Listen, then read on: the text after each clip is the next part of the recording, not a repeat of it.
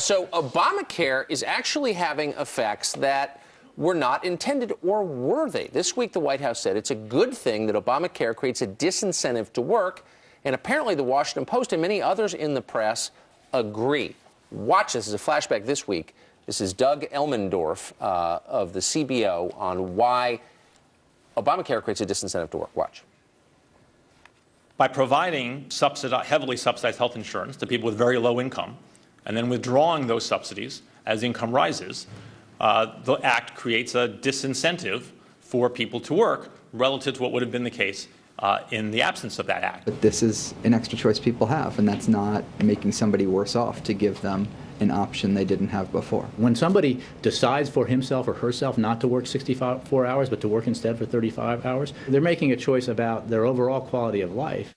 Yeah, they are. And guess who's paying for it? You are. So it's actually not that simple. Like, I would like to make a choice to work 30 hours a week. Well, this happened very quickly. The CBO report came out one day, and very quickly the White House went in to spin it into something that they tried to make it sound like a positive. Right. So the report, for those of you who weren't paying attention, the CBO comes out. By the way, bipartisan, no one really questions the political bias or accuracy of a CBO report. They're pretty straightforward. It says 2.3 million jobs, full-time jobs, or their equivalent will be lost because of Obamacare. And the White House, as you just said, well, that's good. Yeah. And regardless of whether you're saying that people are choosing to quit and that's why the jobs are gone, or regardless, it's still the number is the same. 2.3 million jobs will be gone within the next decade. So then, who pays for that?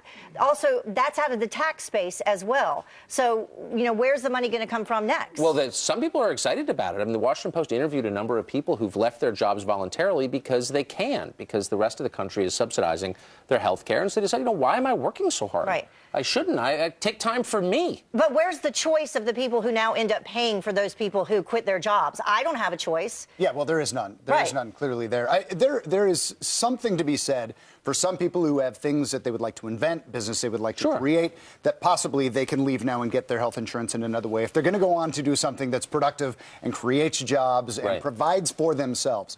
But I think at the bottom line, the problem here is it makes no sense to be providing incentives for people to quit their jobs. So what you're saying is, to uncouple health insurance from a specific job is probably useful, but it's not useful to force other people to pay for people's And I'm idle saying time. that in some cases, but the byproduct of that also is a huge amount of people who will just choose to stop working because they can now, and they can get more subsidies off of the tax this should not be surprising to us. Betsy McCoy-Ross, who's been looking at health care for 20 years, since Hillary Care, back in 1993, had this to say about Obamacare, and says this was the plan all along. Watch.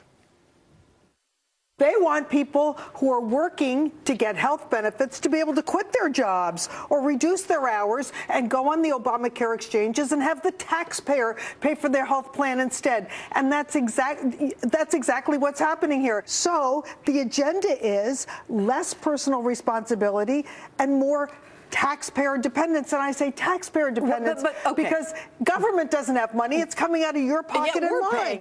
But the best part of this is, so now that all these people have dropped out of the labor force, the White House says, well, we have a labor shortage.